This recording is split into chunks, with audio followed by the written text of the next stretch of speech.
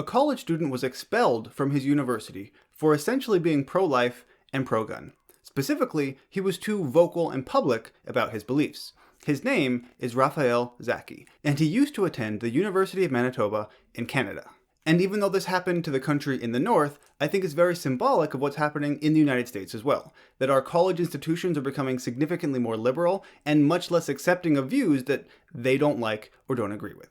So let's find out what happened here, and I'll explain why I think things like this could still happen in the United States. Zaki's troubles began in February 2019, when 18 anonymous complaints were filed against him, citing a few pro-life and pro-gun rights posts. Anonymous complaints said the posts made them feel, quote, unsafe. And because they essentially went and complained about these posts to the dean, Zaki was summoned to 7 meetings with Dr. Ira Ripstein, the College of Medicine Associate Dean. Now, I don't usually use the term snowflake because I don't think it's a very good term, but here it certainly applies. If you as a college student have an issue with a political post that one of your peers put out, rather than complain to the dean about how you feel unsafe, just talk to them about it. Point out why you think they're wrong and have a discussion here. Don't go over their head and tell the teacher. Like, this is middle grade or elementary school stuff, not college level. Nevertheless, Zaki had to attend these meetings, and in them, he produced 10 written apologies urged on him by Dr. Ripstein as a way of avoiding disciplinary action.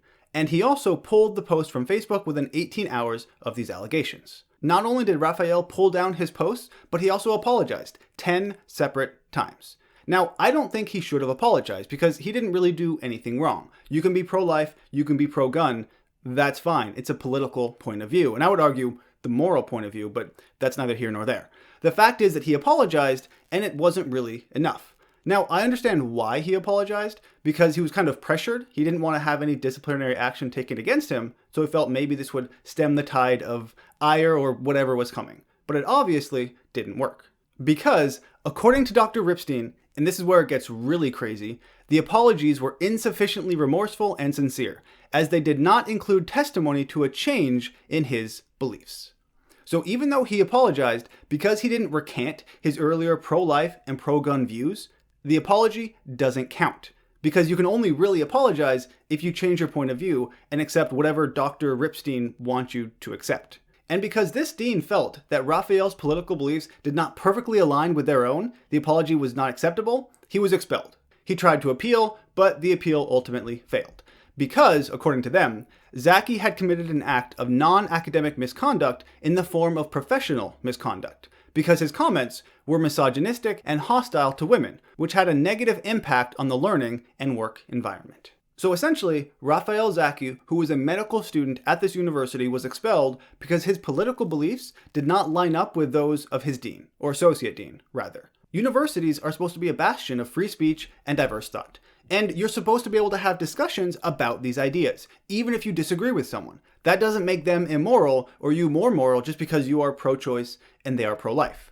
But apparently, if you're too pro-life, or at least too vocal about it, well, at this university, that's not acceptable because it's misogynistic or something.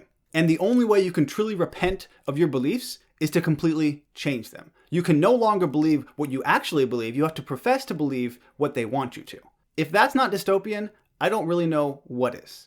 And like I said, this is in Canada, but we're seeing somewhat similar things in the United States as well. Just consider the fact that earlier this year at Iowa State University, there was a professor who said that anti-Black Lives Matter or pro-life views are not acceptable in her classroom, and you could essentially be kicked out for having them. If you express them too loudly, well, that's not acceptable. Now, obviously, that's not as extreme as expelling someone, but it still is not good that a professor at a public university thought they could have something like this in their syllabus. Now, they had to change it because it's completely ridiculous, but again, they felt that they were justified somehow in having this in their syllabus.